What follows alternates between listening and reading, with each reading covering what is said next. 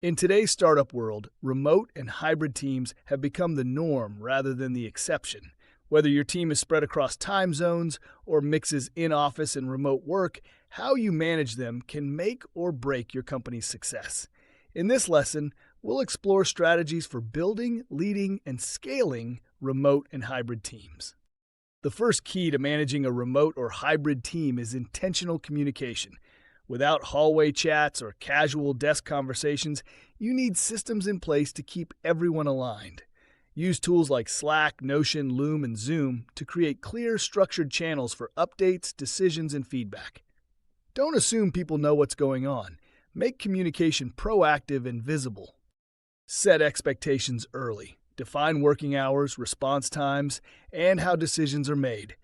Not every team needs to work at the same time, but they do need to know when and how to stay connected. Creating a team charter or communication guide can prevent confusion and foster consistency. Meetings should be deliberate. Don't just recreate the office online with endless calls.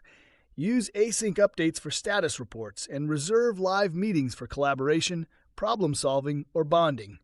Keep meetings inclusive, rotate time zones, record sessions, and encourage everyone to contribute. Culture still matters, even from afar. It's easy to think remote work means culture fades, but it doesn't have to. Celebrate wins in a shared channel. Use virtual rituals like Friday demos, AM stand-ups, or coffee chat pairings. Show appreciation often, and don't underestimate the power of a thoughtful emoji or a public shout-out. Trust is the foundation of remote work. Micromanagement kills morale and slows progress.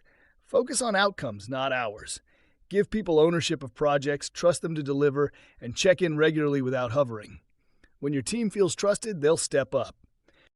Documentation is another remote superpower. The more your knowledge is written down, the more aligned your team stays. Document processes, product decisions, onboarding steps, and project plans. This reduces repeat questions, empowers new hires, and gives your team autonomy. Hiring for remote and hybrid roles also requires intention. Look for self-starters who communicate well in writing and are comfortable with ambiguity. During interviews, ask about how they manage their time, collaborate remotely, and deal with isolation. A great remote teammate isn't just skilled. They're proactive and resilient. Onboarding is even more important in a remote setting. Don't just hand over a Slack login and hope for the best. Create a clear ramp-up plan. Assign a buddy. Host live welcome calls. Make sure new hires understand not just what they need to do, but how the team works and where to find support. Leadership needs to be more visible and more human in a distributed team. Share updates openly. Acknowledge when things are hard. Be accessible and transparent.